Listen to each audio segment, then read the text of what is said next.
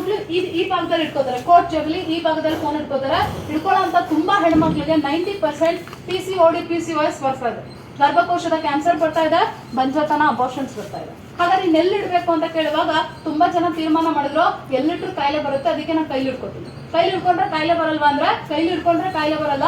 ಗಂಟೆಗಟ್ಟಲೆ ನೀವು ಪ್ರತಿಯೊಬ್ಬ ಏನೋ ಡ್ರೈವರ್ ಕಂಡಕ್ಟರ್ ಇದೀರೋ, ಡ್ರೈವರ್ ಗಾಡಿ ಓಡಿಸ್ತಾರೆ, ಕಂಡಕ್ಟರ್ ಪ್ರತಿಯೊಬ್ರು ನಾನ್ ನೋಡಿದ ಮಟ್ಟಿಗೆ ಇನ್ಸ್ಟಾಗ್ರಾಮ್, ಫೇಸ್ಬುಕ್, ವಾಟ್ಸ್ಆಪ್, ಯೂಟ್ಯೂಬ್ ಒಳಗೆ ಇರ್ತಾರೆ ಕೂತಿದ್ದಾರೆ. ಯಾರು ಮೊಬೈಲ್ ನ ಹೆಚ್ಚು ಸ್ಕ್ರೋಲ್ ಮಾಡ್ತಾರೋ ಹ್ಯಾಂಡ್ ಕ್ಯಾನ್ಸರ್ ಬರುತ್ತೆ. ಅತಿಯಾದ ಮೊಬೈಲ್ ಬಳಕೆಯಿಂದ ಚರ್ಮ ರೋಗ ಬರುತ್ತೆ. ಹೆಂಗ್ ಬರುತ್ತೆ? ಸೊ ಈಗ ಒಂದು ಐಡಿಯಾ ಇದಕ್ಕೆ ಏನಪ್ಪಾ ಅಂತ ಹೇಳಿದ್ರೆ, ಇವಾಗ ನೀವು ಮೊಬೈಲ್ ತುಂಬಾ ಹೊತ್ತು ನೋಡಿರ್ತೀರಾ, ಪಕ್ಕದಲ್ಲಿರೋರು ಯಾರೋ ಕೇಳ್ತಾರೆ ಅವಾಗಿಂದ ಏನ್ ನೋಡ್ತಾ ಇದೆಯಾ ಫೋನ್ ಕೊಡು ಅಂತ.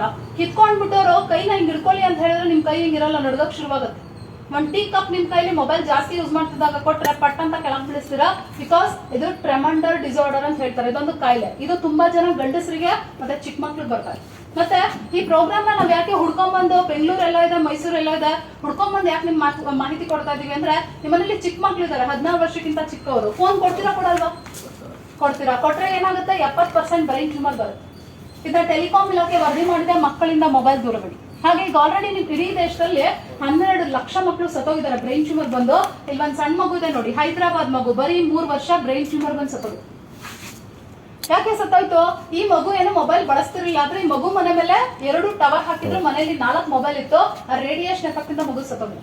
ಬಟ್ ನೀವು ಆಲೋಚನೆ ಮಾಡಿ, ನಿಮ್ಮ ಮನೇಲಿ 3 ವರ್ಷದ ಪಾಪು ಇದ್ರೆ ನೀವು ಇಡೀ ಡಿಪೋದವ್ರಿಗೆ ಹೇಳ್ಕೊ ಬರ್ತೀರಾ ಹೆಮ್ಮೆಯಿಂದ, ನಮ್ಮ ಮಗು ಬರೀ 3 ವರ್ಷ, ನೀವೇನಾದ್ರೂ ಕೇಳಿ ಅವನೇ ಓಪನ್ ಮಾಡ್ಬಿಡ್ತಾನೆ ಯೂಟ್ಯೂಬ್ ಅಲ್ಲಿ.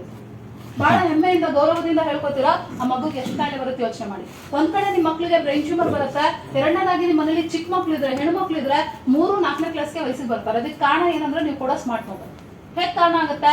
ಈಗ ಅಮ್ಮ ಇರ್ತಾಳೆ ಮನೇಲಿ, ಹೊಳೇನ್ ಮಾಡ್ತಾಳೆ, ಎಲ್ಲ ಶಾಪಿಂಗ್ ಹೋಗ್ಬೇಕು, ಮಗು ಕೈಲಿ ಮೊಬೈಲ್ ಕೊಟ್ಟು ಹೋಗ್ತಾಳೆ. ಟಾಮ್ ಅಂಡ್ ಜೆರ್ರಿ ನೋಡ್ತಿರೋ, ಅರ್ಧ ಗಂಟೆಲಿ ಬರ್ತೀನಿ. ಆದ್ರೆ ಮಗು ಟಾಮ್ ಅಂಡ್ ಜೆರ್ರಿ ನೋಡ್ತಿದ್ಯಾ? 100% ಇಲ್ಲ. ಮಗು ಮೊಬೈಲ್ ನಲ್ಲಿ ಕೊರಿಯನ್ ವಿಡಿಯೋಗೆ ಅಡಿಕ್ಟ್ ಆಗಿದೆ. ಅದರಲ್ಲಿ ಒಬ್ಬ ವ್ಯಕ್ತಿ ಲೈವ್ ಆಗಿ ಬರ್ತಾನೆ, ಅವನ ಹೆಣ್ಮಕ್ಳು ಸೆಕ್ಸ್ ಹಾರ್ಮೋನ್ ಸಂಬಂಧಪಟ್ಟಂಗೆ ಅಟ್ರಾಕ್ಟ್ ಮಾಡ್ತಾನೆ.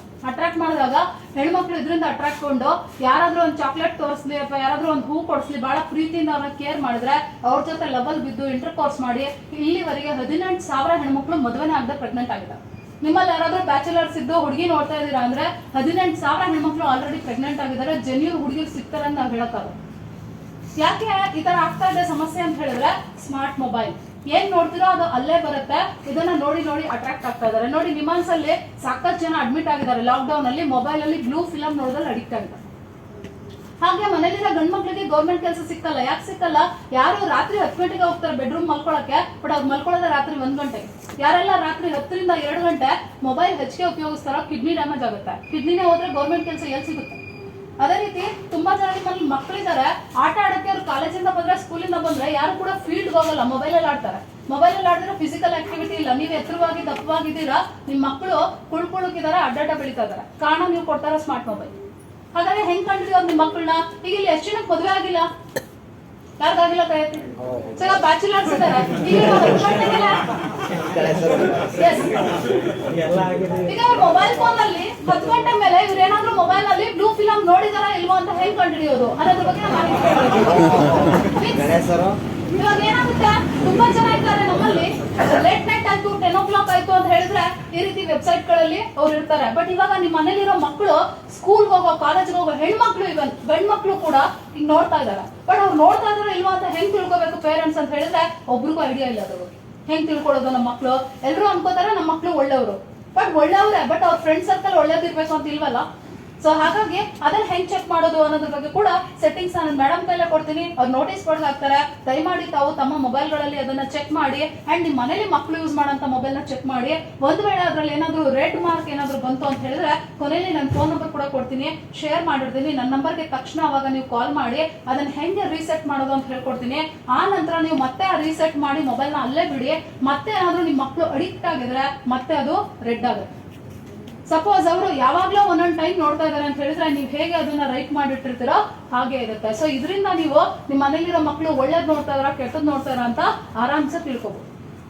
ಅದೇ ರೀತಿಯಲ್ಲಿ ಈ ರೀತಿ ನಾವ್ ಯಾಕೆ ಮಾಡ್ಬೇಕಂದ್ರೆ, ನೋಡಿ ಹಿಂದೆ ಎಲ್ಲರಿಗೂ ಮದುವೆ ಆಗ್ತಾ ಇತ್ತು, 10ರಿಂದ 15 ದಿನದಲ್ಲಿ ಮದುವೆ ಮಾಡೋರು, ಅವ್ರ ಸಂಸಾರ ಚೆನ್ನಾಗಿರ್ತಾ ಇತ್ತು. ಈಗ ಯಾರಿಗಾದ್ರೂ ಹೆಣ್ಣು ಗಂಡು ಹುಡುಕಕ್ ಸ್ಟಾರ್ಟ್ ಮಾಡಿದ್ರೆ 2 ವರ್ಷ ಬೇಕು ಮದುವೆ ಮಾಡ್ಸಕ್ಕೆ.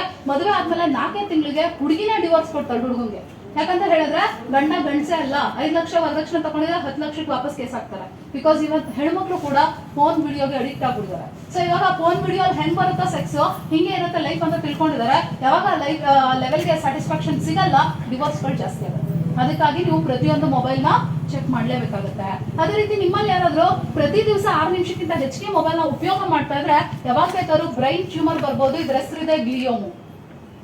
ಯಾರಾದ್ರೂ ನಿಮ್ಮಲ್ಲಿ ಅರ್ಧ ಗಂಟೆಗಿಂತ ಮೋರ್ ದನ್ ಮೊಬೈಲ್ ಬಳಸ್ತಾ ಇದ್ರೆ ಮೊಬೈಲ್ ಇಂದ ಕ್ಯಾನ್ಸರ್ ಬರುತ್ತೆ. ಇದನ್ನ ಇಟಾಲಿ ಸುಪ್ರೀಂ ಕೋರ್ಟ್ ಪ್ರೂವ್ ಮಾಡಿದೆ. ಹಾಗೆ ನಿಮ್ಮಲ್ಲಿ ತುಂಬಾ ಜನ ಟಿಕೆಟ್ ಇಶ್ಯೂ ಮಾಡ್ತಾ ಇರ್ತೀರಾ, ಫೋನ್ ಬರುತ್ತೆ ಹಿಂಗೆ ಕಿವಿಗೆ ಫೋನ್ ಹಿಂಗ್ ಇಟ್ಕೊಂಡು ಟಿಕೆಟ್ ಇಶ್ಯೂ ಮಾಡ್ತಾ ಇರ್ತೀರಾ. ಫೋನ್ ಏನಾದ್ರೂ ಹೀಟ್ ಆದ್ರೆ, ಕಿವಿ ಹೀಟ್ ಆದ್ರೆ ನೆಗ್ಲೆಕ್ಟ್ ಮಾಡಿ ಯೂಸ್ ಮಾಡಿದ್ರೆ ಇಯರ್ ಕ್ಯಾನ್ಸರ್ ಬರುತ್ತೆ. ಸೊ ಇದು ಗೋವಿಂದ್ ಕಾರಜೋಳ ಅಂತ ಮಿನಿಸ್ಟರ್ ಕಿವಿ ತೂತಾಗಿದೆ. ವಿಜಯಪುರ ಸಣ್ಣ ನೀರಾವರಿ ಸಚಿವ. ಮೇಡಮ್ ಸ್ವಲ್ಪ ಫೋಟೋಸ್ ಬೇಕು ನನಗೆ ಪ್ರೋಗ್ರಾಮ್ ತೆಗಿಸಿ ನಿಮ್ಮ ಮೊಬೈಲಲ್ಲಿ. ಅಥವಾ ಯಾರ್ದೋ ಫೋನ್ ಚೆನ್ನಾಗಿದೆ ಫೋಟೋ ತೆಗೀರಿ, ನನ್ನ ನಂಬರ್ ಕೊಡ್ತೀನಿ, ಸೆಂಡ್ ಮಾಡಿ.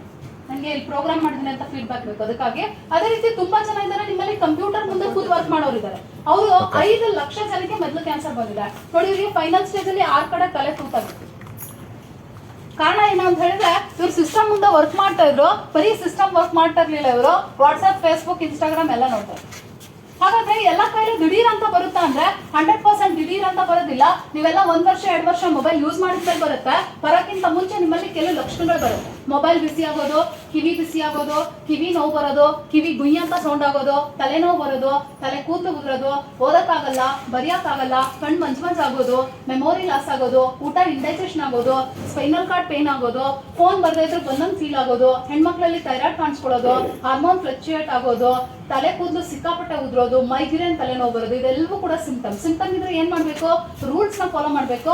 ಮೊಬೈಲ್ ನ ಬಲಗಡೆ ಕೈಲಿ ಬಳಸಬಾರ್ದು, ಯಾವಾಗಲೂ ಲೆಫ್ಟ್ ಅಲ್ಲಿ